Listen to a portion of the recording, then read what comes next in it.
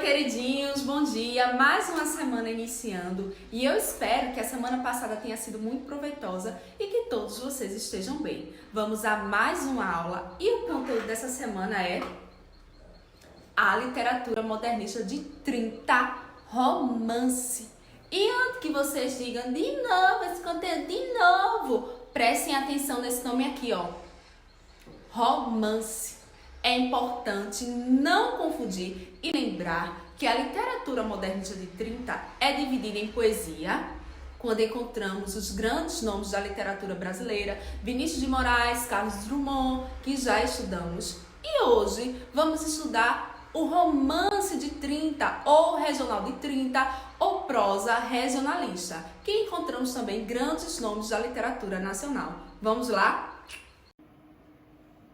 A literatura modernista de 30, romance. Então, para deixar bem fixado, se na sua prova aparecer romance de 30 ou regional de 30, se refere à prosa regionalista no período de 1930 a 1945.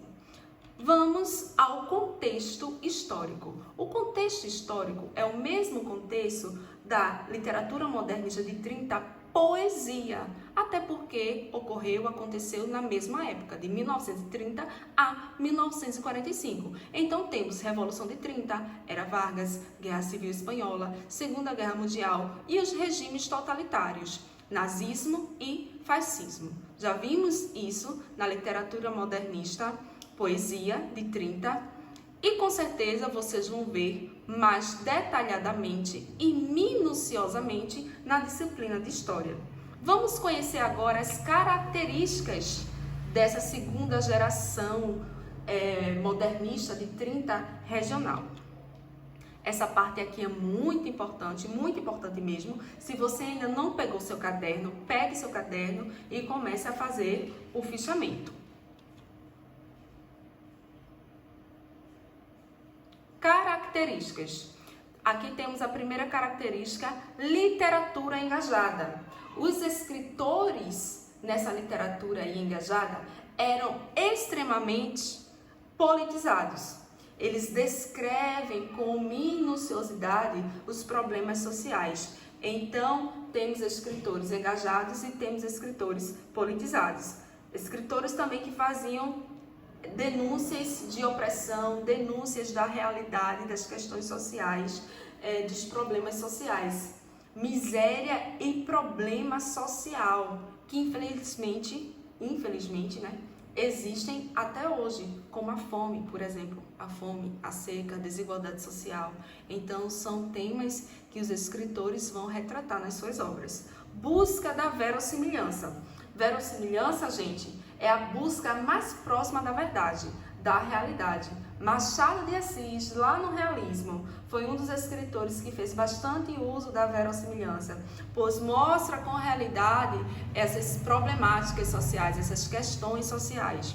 Questões ideológicas, esses escritores, os escritores da segunda geração do modernismo, eles tomam partido. Eles entram para a política brasileira e eu, Elisânia, acredito particularmente que todos nós precisamos de uma ideologia, todos nós precisamos de um patamar ideológico, né? Precisamos desse norte, né?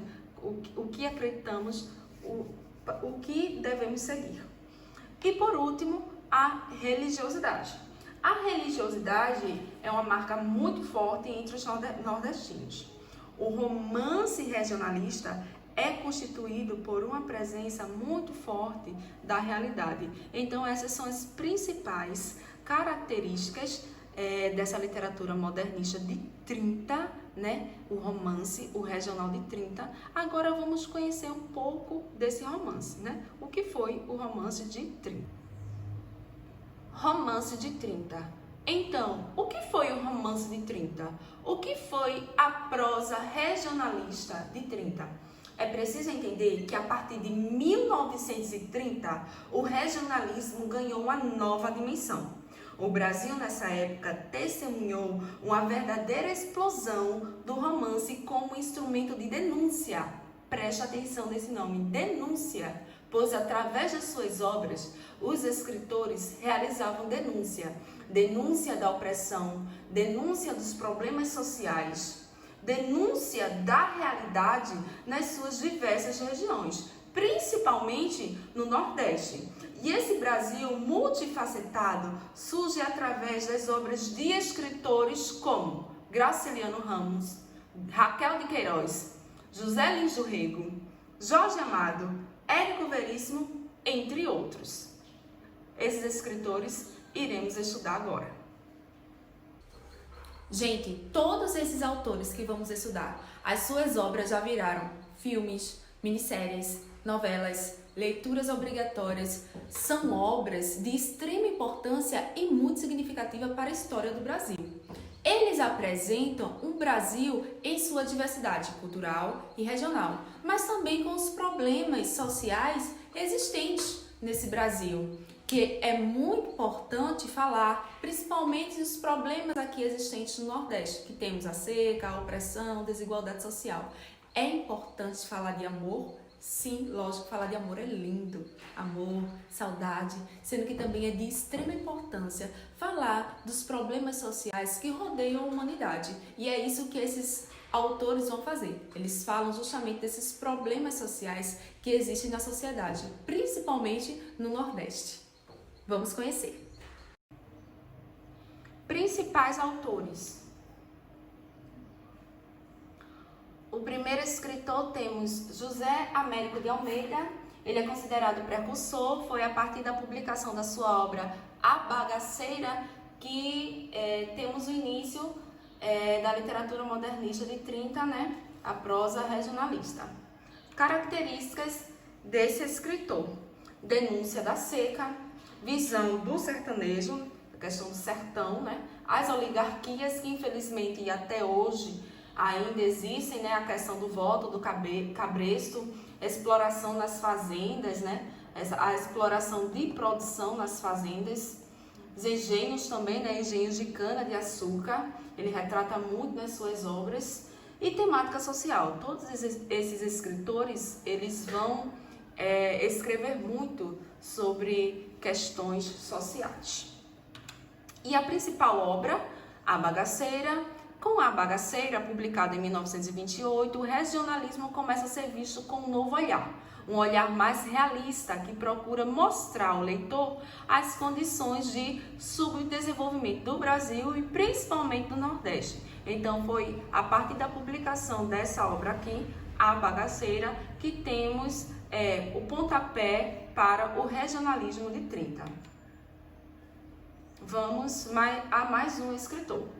A escritora Raquel de Queiroz é muito politizada, muito intelectual e respeitadíssima. Ela tem um olhar feminino extremo para o sertão e ela é conhecida também muito por sua simpatia, né? As fotografias que tem de Raquel de Queiroz, ela sempre está sorrindo, então era muito conhecida, por isso também todos os escritores da época a elogiavam muito, né? Porque além de ser uma mulher, né? Principalmente uma mulher para o seu tempo, uma mulher politizada, intelectual, era de uma simpatia extrema. Então, características de Raquel de Queiroz, né? Efeitos da seca, sertanejo, né? A questão do homem, né? Homem sertanejo e do sertão. O mundo patriarcal, esse mundo machista, ela vai retratar muito na sua obra. Perspectiva feminina, o olhar feminino que ela tem diante de toda a situação, diante de todas as questões sociais e consciência, né? Ela vai retratar algumas memórias na sua obra, porque a partir dessa perspectiva feminina que ela tem, a partir desse olhar feminino e a partir dessa questão do mundo patriarcal, então ela começa a ter essa consciência e memórias e ela retrata muito isso nas suas obras. Então, a principal obra de Raquel de Queiroz é o 15. Em O 15, dois aspectos merecem atenção: a estrutura e a linguagem. A narrativa é construída em dois planos distintos, Em um deles, o leitor acompanha a história de Conceição, protagonista do livro. Mulher educada, professora que gosta de ler livros avançados para a época, a personagem foi desenvolvida para permitir a afirmação social da mulher em uma sociedade machista e organizada em torno dos coronéis. Então, é essa mulher maravilhosa que é Raquel de Queiroz, né? Uma mulher à frente do seu tempo. Vamos para mais um escritor. E aqui temos Graciliano Ramos, que é o mestre, né, desse período. Ele é o gênio desse período regional. Já coloquei uma foto de Graciliano Ramos aqui com o livro Vidas Secas. Espero que tenham lido. Características de Graciliano: miséria seca, injustiças sociais, análise psicológica e, mais uma vez, uma característica de Machado de Assis, né, é presente aqui nesse período regional de 30. Assim como Machado de Assis fazia análise psicológica das personagens, Graciliano Ramos também vai fazer isso, mas sendo que, além das análises psicológicas, ele também fala sobre os problemas sociais, né? Ele faz também uma análise desses problemas sociais.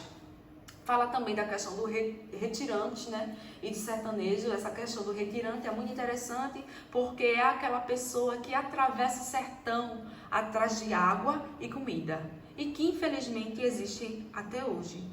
E é um escritor também autobiográfico. Em seus textos autobiográficos, ele vai falar muito sobre passagens da vida dele, né? Então, muito do que ele viu, muito do que ele vivenciou. Tem muito disso presente nos escritores dessa época. Uma coisa é eu falar do que eu ouvi ou de algum pensamento que eu tenho. Outra coisa é eu falar, é eu escrever do que eu vejo, do que eu estou vendo, do que eu vivenciei. Então, quando eu escrevo algo daquilo que eu vivenciei, então é totalmente uma outra perspectiva. E ele vai retratar muito isso na sua obra, com muita busca da verdade, com muita busca da verossimilhança. Ele vai em busca muito disso, de retratar a realidade como ela é, e além de retratar a realidade, fazer toda essa análise psicológica dos seus personagens. Por isso que Graciliano Ramos, com sua obra Vidas Secas, é até hoje lembrado, até hoje referenciado. Graciliano Ramos foi o principal intérprete da região nordestina, soube como ninguém retratar a alma do sertanejo. Suas obras falam de problemas humanos universais. Dois de seus romances se sobressaem pelo modo como representa a miséria. Vidas Secas, que mostra a pobreza extrema no Nordeste, e São Bernardo, a miséria humana causada pela ambição. Para narrar esse mundo de necessidade e de maus destinos, Graciliano recusa o estilo empolado e utiliza uma linguagem concisa, reduzida ao essencial. Aí vocês podem até estar se questionando, né? O que é um estilo empolado? Estilo empolado é um estilo cheio de palavras incompreensíveis e de ideias mal empregadas. Então, é aquele estilo mais rebuscado. Graciliano recusa esse estilo e ele tem uma linguagem muito direta. Ele é muito direto, ele é muito seco. E a principal obra, Vidas Secas, se eu tenho Graciliano Ramos e se eu tenho Vidas Secas, eu espero, queridos, que vocês tenham lido a obra que eu passei desde o início do ano, porque essa semana o trabalho vai ser sobre a obra Vidas Secas. Em Vidas Secas, Graciliano faz um retrato da dura existência no sertão nordestino. Publicado em 1938, apresenta as andanças de Fabiano, sua mulher, sim, a Vitória, e seus 2 filhos, que fogem da seca que assola o Nordeste e arrasa a paisagem, mata os animais e os homens. É uma obra que retrata ainda hoje a vida de muitos sertanejos. É uma obra que é cobrada pelos vestibulares. Então, quem lê Vidas Secas, quem conhece Graciliano Ramos, o estilo da sua escrita e a sua obra, vai ser um aluno que não vai perder essa questão no vestibular. Próximo escritor, José Lins do Rego. Ele vai falar, é um escritor que fala muito sobre a questão dos engenhos, a questão da usina. Ele vai falar do auge dos engenhos. Ele vai falar da decadência dos engenhos e da ascensão das usinas. Então, vamos às características. Ciclo de cana-de-açúcar, logicamente, se eu tenho engenho e se eu tenho usina, tem que ter cana-de-açúcar. Memórias, né? E as memórias entram em sua obra, é muito interessante isso, pois ele vivenciou esse ciclo. Ele cria um personagem na sua obra que vivencia tudo o que ele vivenciou. Então vejam o quanto é forte isso. Ele criou um personagem na sua obra e esse personagem, ele vivencia tudo o que ele vivenciou. Então é outro escritor que vai falar do que ele viu, vai falar do que ele vivenciou. A questão do engenho e da usina, né? E a questão do cangaço também. O cangaceiro vai aparecer muito na obra dele. Ele fala muito dessa questão da exploração, né? A questão da exploração da mão de obra, né? Sem condições mínimas de trabalho, sem condições dignas de trabalho. Pessoas trabalhando, homens trabalhando 15, 20 horas por dia com fome. Então ele retrata isso muito perfeitamente em suas obras. E a principal obra de José Lins do Rego é Fogo Morto. A obra é dividida em 3 partes que se ligam e se completam.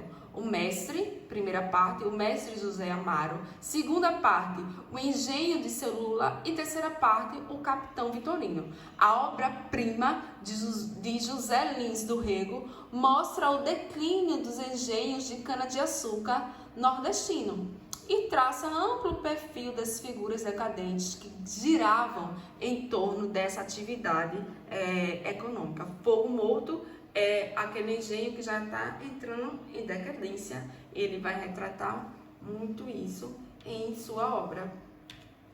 O escritor José Lins do Rego recria a realidade dos trabalhadores da região canavieira pernambucana a partir das suas recordações da infância na fazenda do avô.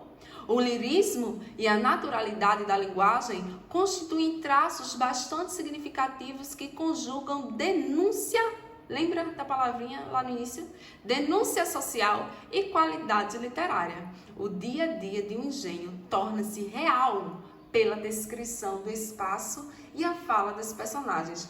Aquilo que eu falei, né? Ele vai retratar muito isso, essas recordações que ele tem do que ele vivenciou e tudo mais. Ele retrata com muita realidade nas suas obras. Próximo escritor, Jorge Amado.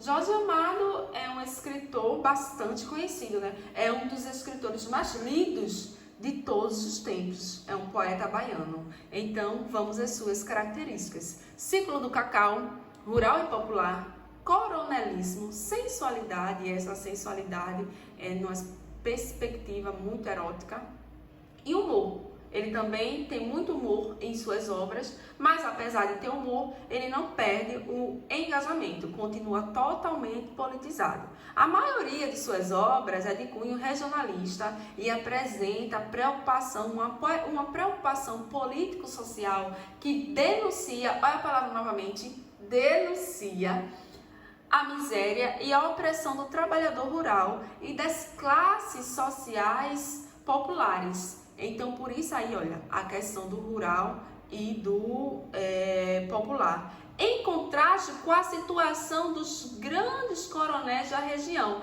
enriquecidos pelo cultivo do cacau. Então, vejam só, ele retrata muito isso, a vida rural, essa desigualdade da vida rural junto com a classe baixa, né, a classe popular, em contraste justamente com a burguesia do coronelismo, com a vida enriquecida dos coronéis. Então ele vai retratar com muita realidade isso em suas obras. A principal obra é Terras do Sem Fim.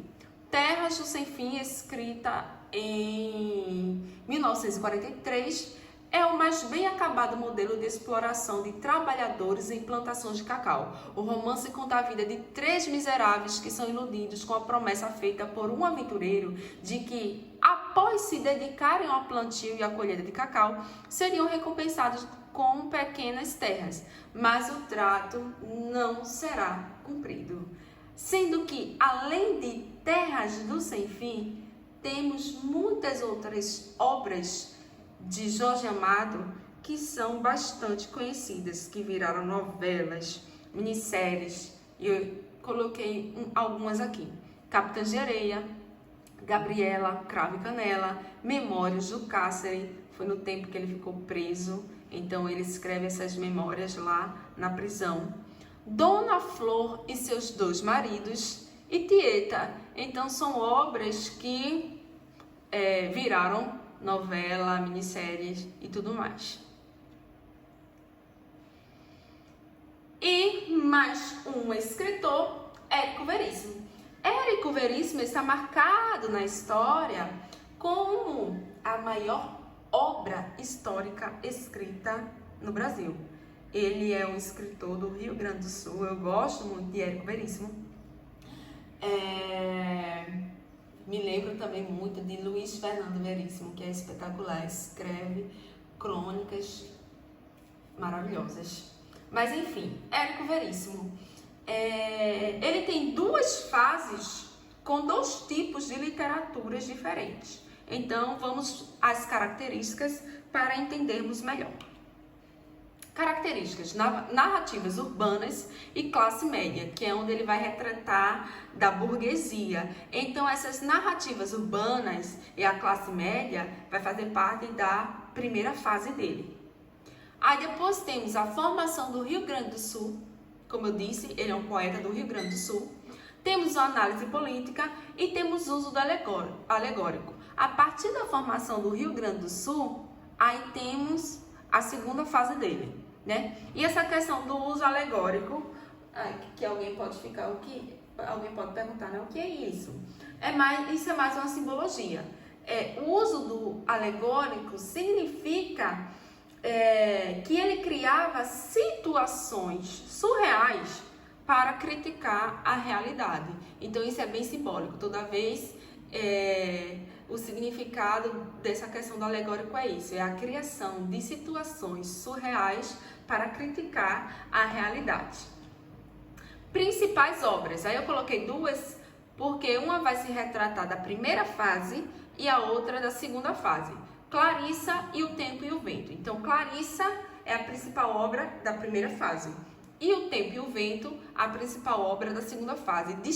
Muito destaque para O Tempo e o Vento. Escreveu livros que falavam do cotidiano da burguesia do Rio Grande do Sul, como Clarissa, e também escreveu O Tempo e o Vento, que retoma a formação histórica desse estado. Um romance dividido em 3 partes, o continente, o retrato e o arquipélago. Bastante destaque para O Tempo e o Vento, tá, pessoal? E aqui eu deixo. É isso, gente. Espero que tenham gostado da aula. Se você gostou, deixa seu like, se inscreve no canal. Tchau, tchau.